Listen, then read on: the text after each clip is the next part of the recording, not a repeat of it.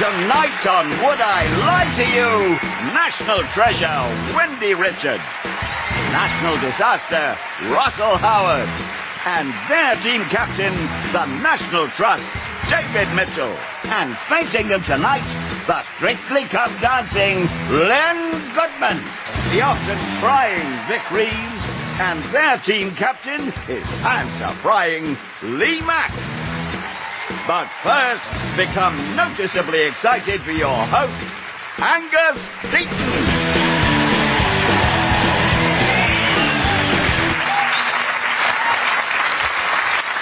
Good evening and welcome to Would I Lie to You, where over the next half hour you'll hear some unbelievable truths and some downright lies. I'm delighted to be your host. We'll be an obvious example of a downright lie. Yes, it's all about the ability to fool your fellow man. Abraham Lincoln once said you can fool some of the people all the time, all of the people some of the time, but you can't fool all of the people all of the time. My dear, he also said I'm looking forward to going to the theatre tonight. A word of advice, liars will often touch their nose whilst talking, something to watch out for amongst our cast of A-list celebrities.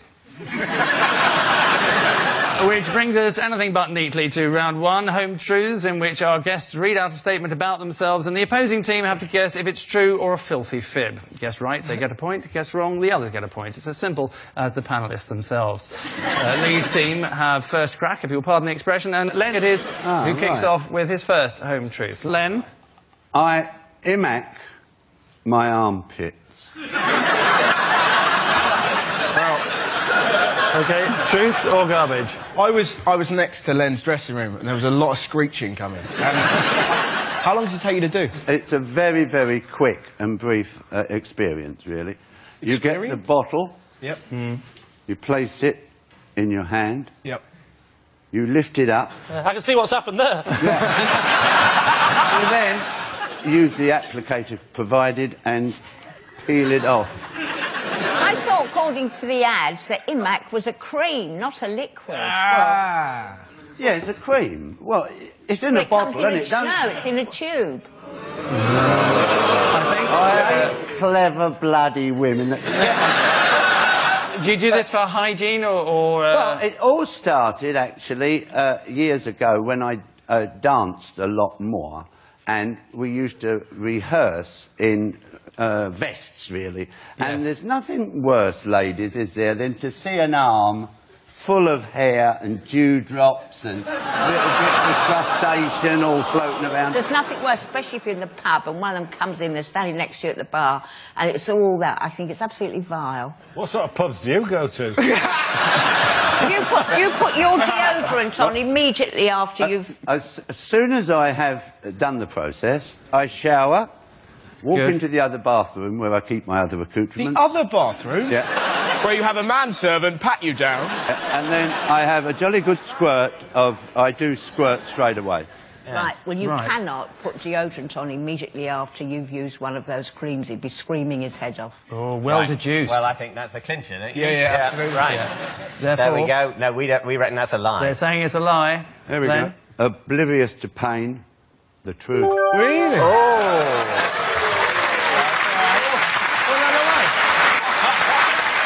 Yes, it is true. Len does imac his armpits, and if you want to know where Len's armpit hair ends up, just have a look at Bruce's head. Apparently, when Len puts his arms in the air, it's like Britney Spears and Lindsay Lohan getting out of a car together.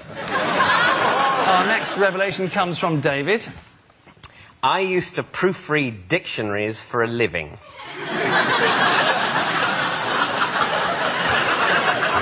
OK. Which dictionaries? They were English dictionaries. Never mind. Yes, but which one, the OED or the Webster's? They were dictionaries for learners of English. Was it laugh a minute? I have to say, what was weird about it is that because it was so boring, I became a huge hypochondriac during the process. And, you know, it's so dull what you're supposed to be doing that you start thinking, oh, I think there's a bit in my finger, I can feel my little finger, maybe there's something growing in there that's going to kill me. Or I think my left eye, I'm going blind in one eye. Right. All right, then, what's the first word in the dictionary and you can't have aardvark? Well, it's A or A. You can't have two guesses. I look at him and he looks, to me, like a dictionary reader. Oh, thank you very... I might just kill myself now. A bit like yourself. I've got a feeling there's a hint of truth in that. Right, OK. And are you thinking, yes, he's telling the truth, or he's a filthy lying git? It's true. Is it?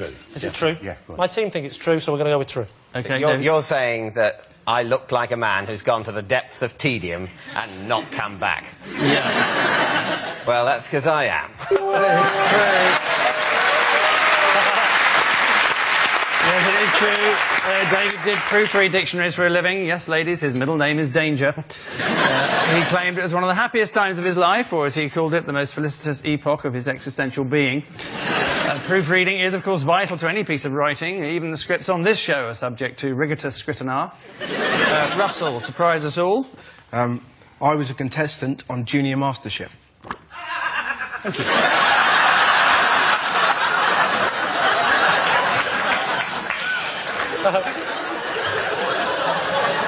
Can you cook? Can you cook? Can I? Can you? What's the basic ingredients for hollandaise sauce? For me, I open with a bit of mustard and a bit of... it's just how I make it. I don't invite you round. And a bit of sort of corn flour and a bit of milk, mix it all in, and then what I like to call the special ingredient, like Mama's sauce from Ragu, I'll never tell, and put it over some eggs, and it's lovely. Liar! Liar! Liar! You missed out. That's vinegar. what I do. You missed out lemon. I don't put lemon in it. Everyone, a hollandaise sauce is vinegar and lemon and eggs. Have you been on MasterChef? So, Russell, what was your signature dish? I did beef Wellington, and I opened with soup, and I had apple crumble for pudding. You opened with soup? Yes. What sort of soup? Tomato.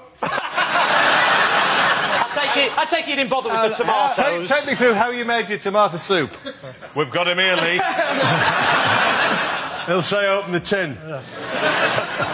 I just put tomatoes in it. How old were you? 8. 8? 8?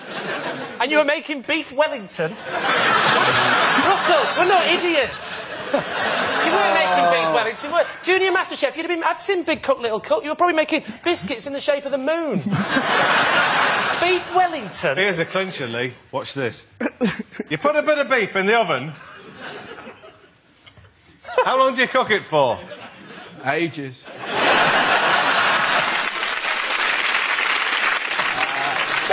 He's lying. Yeah, you liar. They're saying you're lying. I'm lying. He's lying. Well divined. Junior MasterChef was the show that challenged kids to make their favourite meal, but was cancelled after the 3rd series, after every kid made crisp sandwiches with extra ketchup. And lastly, Vic, fess up, if you would. I once fixed Dame Judi Dench's push bike. How do you fix it? How do you fix a push bike? Well, both the wheels fell off. and they were in the ditch at the time. She was still on the framework. So I assisted. I was driving on my Robin Reliant. I swerved over into the ditch, pulled out the 2 wheels, said, Judy, forget about it. We had a ball. We went off to a canal, had some egg sandwiches and a bottle of cider, and had a lovely day out. True or false? Yeah, true. True. Probably true. So with that kind of plausible backstory... Yes, suddenly. It's almost too believable. Yeah. Are you allowed? Because it could be true, but just he's now surrounded it with a huge ball of bullshit. I should warn you, he may be lying. When was it you actually met Dame Judy with her broken bicycle? Barnes. Just outside Barnes. She doesn't live near Barnes. Well, she travels a She was on her bicycle. She was on a bike. Right riding. across You don't London. cycle outside your own front door, do you, in a circle? You gotta go somewhere. It's so believable. Who? False.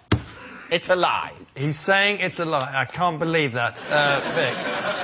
I have to inform you, and it really...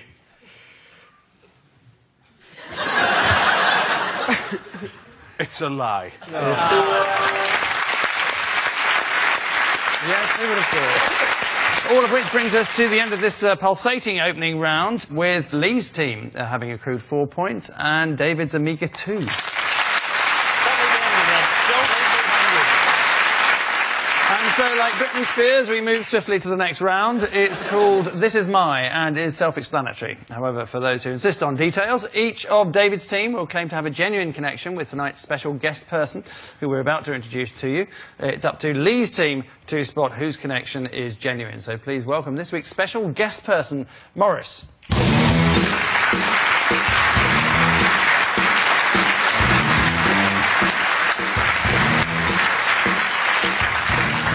Now, Russell, perhaps you'd like to fill us in on how you know Morris. Absolutely. This is my landlord, Morris. Right, mate. It's not going too well, I'll be honest.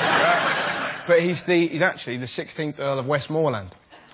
Good. So, a landlord who is also the Earl of Westmoreland.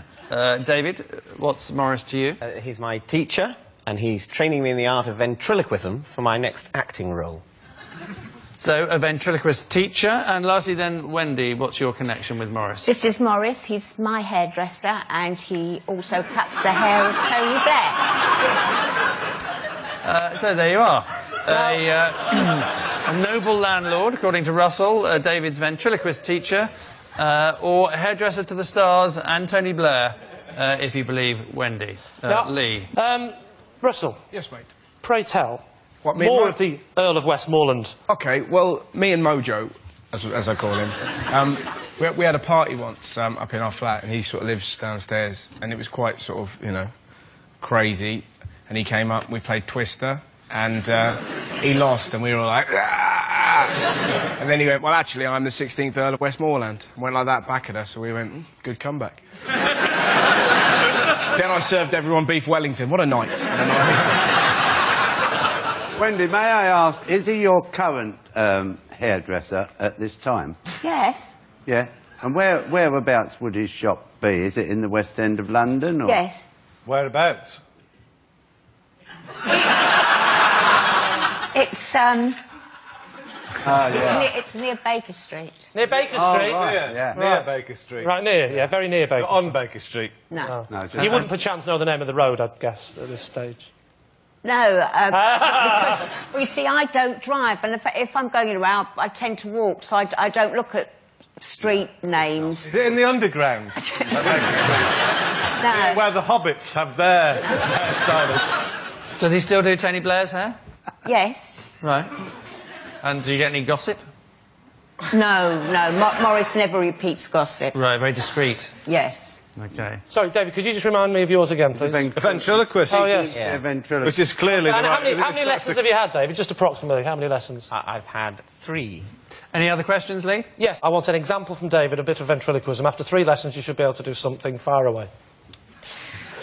Bloody hell. It's quite embarrassing. My teacher's here. Yeah. OK, sort of... I'll do my best. All we can ask for. I'm nervous now. Yeah. Getting that thing in my finger. Yeah. OK, so...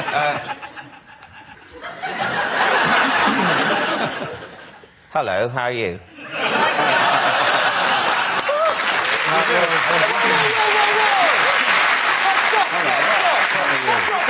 You can't argue. That's how posh people speak all the time. Well, why do you think I got Excuse the me. part? Excuse me, Can't argue with a round of to build an applause. extension for me, are you? Are you willing to build an extension? I wouldn't bother moving my lips, I can't. You're moving them loads! Doing it, yes, You're moving them. but I'm not posh. Am I? Turn them off. Well, you sounded like him just then. So, Lee, you're thinking it's probably not the ventriloquist teacher? Oh, no, I'm thinking it could be. I just think David's not very good at it. I have to say that I'm not going with Wendy's story at all on this, because you've got fantastic hair, and he's clearly a scruff bag. Yeah, but... So it's either, either the landlord or the ventriloquist. Or the ventriloquist teacher. What do you think, Vic? I'm going for the ventriloquist. Are you going for the ventriloquist as well, then? Landlord. Landlord? Landlord! Now the more I look at him, I can see him in a basement. Lee, your team I'm actually going to overrule you there, Len. I think it's David's ventriloquist teacher. You say it's David's ventriloquist teacher. Morris, perhaps you'd like to tell us who you really are? I'm actually Wendy's hairdresser.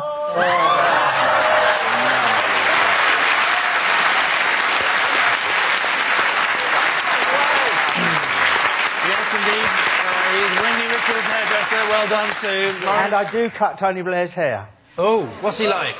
Very nice. Is he? You don't fancy giving him a wet shave occasionally, do you? I've asked him to, no luck. Oh, what did it, though? You don't even know where his shop is. More importantly, what have you been doing in my flat? Morris, thank you very much indeed. Well done.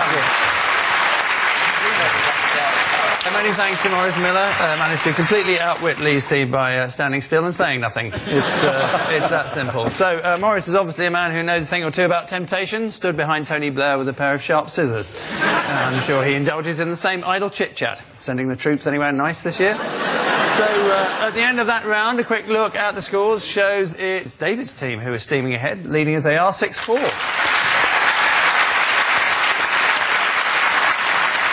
And so to the round widely regarded as Telly Tales, each member of one team will follow up a clip from a much-loved TV show with a riveting piece of information relating to it. All their opponents have to do is to work out whether that statement is truth or tosh. Tonight we're proud to feature the Eurovision Song Contest, a fabulous and flamboyant festival of musical culture, or if you're not gay, a 2-hour lake of shite. So Lee is first up with a fact about this 1980 Luxembourg entry, Papa Penguin.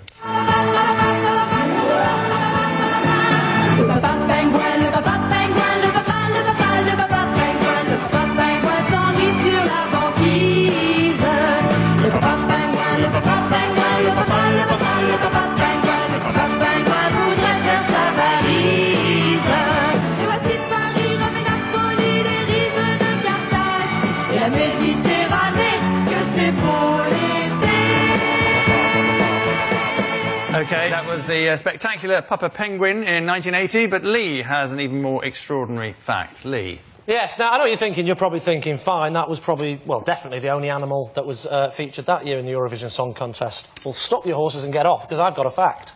The Swedish entry that year also had a real live orangutan as their dancer. So what are you thinking? Well, I just think, can you imagine how pissed off the poor Luxembourg team were going to be? We thought we'd nailed it this year with this man who looks almost exactly like a penguin. I mean, if you look very carefully, you can tell that it's maybe another seabird. Yeah, but what about the welfare of the orangutan being made to be distressed in a programme that nobody really watches? I don't know whether the orangutan would be more upset being in Eurovision than in a better programme. I think there's a chance that an orangutan might find even being in something excellent like The Office quite a distressing experience, because he's not going to get it. Very few orangutans understand the structure of a script. I think their critical faculties are almost nil. Yeah, he wouldn't get Terry Wogan's irony. So... Well, you'd be surprised, David.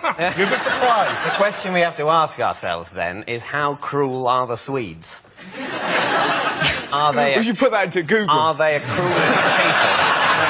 I think if they got an orangutan, wouldn't it would totally freak out and either go mental and smash up some sound equipment. Well, that'd be great. Maybe that was it. It just got a guitar and started smashing it. Maybe they said, we don't need to write a song, we'll just see what the monkey does. Well, that's how Ginger Spice started. You're probably taking the whole... When I said they were dancing, you're probably, you know, in your head, you're thinking like a routine here, you know. It simply, his job was to just, you know, it was obviously caged, so it was in a cage. It was caged? What's rubbish? What do you mean it's rubbish? I had like a pole. I had an image of it doing like that. Sweden, actually, they're usually among the more competent entries to Eurovision, aren't they? I mean, they have ABBA, won it in the past, I think. Yeah, ABBA, they're Swedish. They're Swedish. I am quite into music. They wouldn't have needed a gimmick like that. Exactly, they wouldn't have needed a gimmick like that. I think true. I want it to be true. Well, I wanted Father Christmas to be true. I still do. What do you think, Wendy? You think? I think not. I think not. OK, well, that's what you're saying. Let's find out if you're right. Did Sweden ever have a orangutan in their band? Lee? Well, actually, it was a lie. Well done. It is a lie.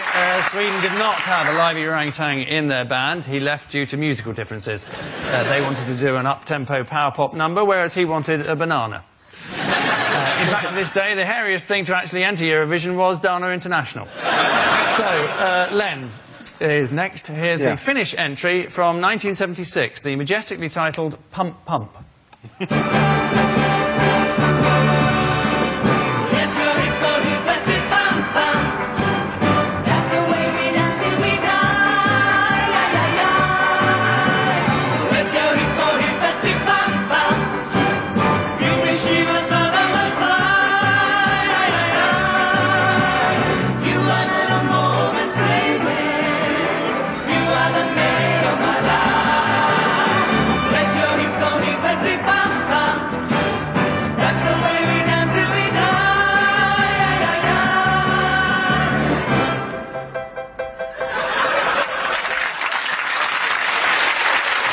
So, at long last, the answer there to the question, whatever happened to Demis Roussos? That guy ate him.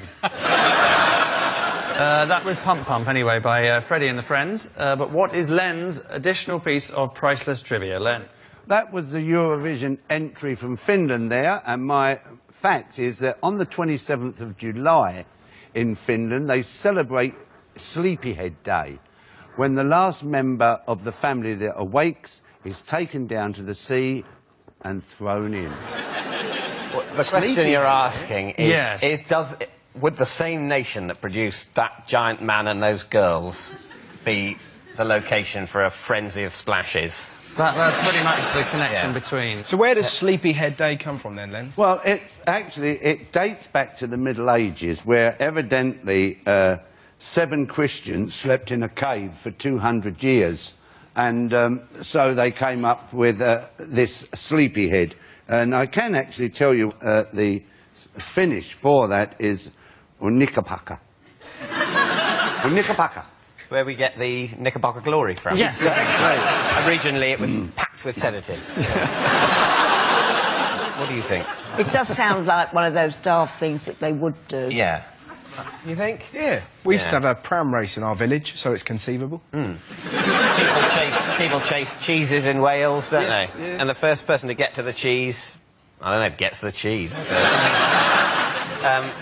So I think this is true.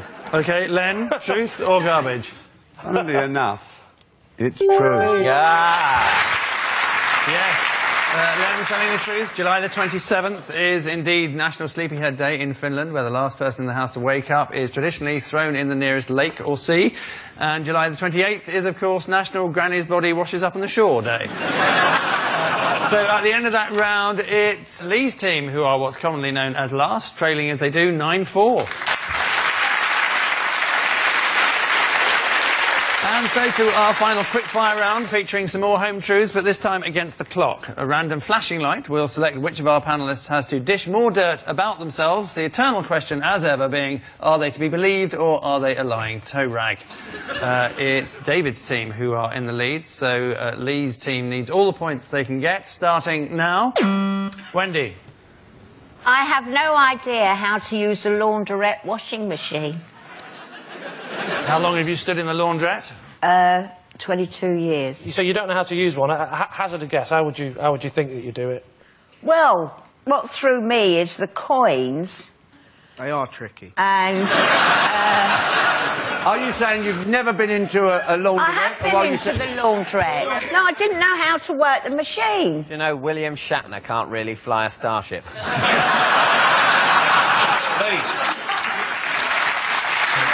I know. Look, Lee, she's caught us out with her genius acting before. Yes. I would guess that you are actually telling the truth. OK.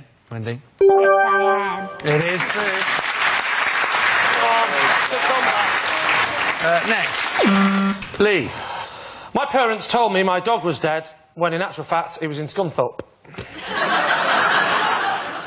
Oh, yeah, laugh it up now. Why was the dog in Scunthorpe? Well, because my parents decided to give him away and didn't want to tell me that. And so they gave him to somebody who lived in Scunthorpe, a relative. And where did you live? We lived in the northwest of England. I'm not going to give you the exact location due to the fact that I've got many fans. That is a lie, by the way. What happened when you went to visit your relative that had the dog? Yeah, exactly. Well, it was a distant relative, so we didn't have to see them that much. I think could well be true. You don't believe it? I don't. OK, we go with a lie. OK, Lee, put us out of our misery. It wasn't out of its misery, of course, it was in Scunthorpe. It's actually true. It's true. Next, David. As a teenager, I had a poster of Margaret Thatcher on my bedroom wall. I totally believe you've still got a picture of Margaret Thatcher on your wall. David, describe to me in detail the picture, please. Well, she was in a sort of blue suit. Yeah. True. And I think it was sometime during the election, it looked like. When True. Sort of going along a crowd of people who liked Did you her. have other great Tories on your wall as well? Other pictures of... Well, Pitt the Younger, obviously. I still got him up there. Right. Lee, what's your answer? I'm going to have to confer now. What do you think, Vic? True, my love, true. What do you say? I think it's true. I think you're both wrong, and I think it's a lie. Yes. It is a lie. Well, overall... Well done, Captain. Can I just say thank you? Thank you for not believing that. You know. yes, David did not have a poster of Margaret Thatcher on his bedroom wall. He could see her quite well enough through his night vision binoculars. Next, Len. I killed a falcon while playing golf. Wow. Did you kill the bird with the ball or with the club? With the ball. You're not saying, find get out what off sort of my falcon it tee. was? Did you get into trouble for having killed this No, falcon? I did not. This isn't true, I don't think. It's not like it's just a wren. I mean, you'd taken a wren out with it, definitely, although a wren would be harder to hit. But then you weren't aiming. So, I don't think it's true. Do you think it's true? No. False. No, it's a lie. OK, they're saying it's a lie. Well, to be honest, it's completely true. This is true. Len did hit a falcon whilst playing golf. The falcon is regarded as one of the fastest animals in the world, or as Len would say, not fast enough, my friend. Next, Vic. I once helped TV's Dr. Raj Prasad fix his computer. It just needed a reboot. I'm sorry, I have to... first, I can't read this question up because I don't know who Dr. Raj Prasad is. Right. And I don't know what a reboot is. I mean, it does seem like a lie. Yeah, you're quite right, it's a lie. Vic has never helped Dr. Raj Prasad fix his computer. In fact, Vic knows about as much about computers as the PC World Helpline. Which irritating horn-like sound means at the end of our final round, tonight's runaway winners are David's team, having trounced Lee's team by 11 points to 9.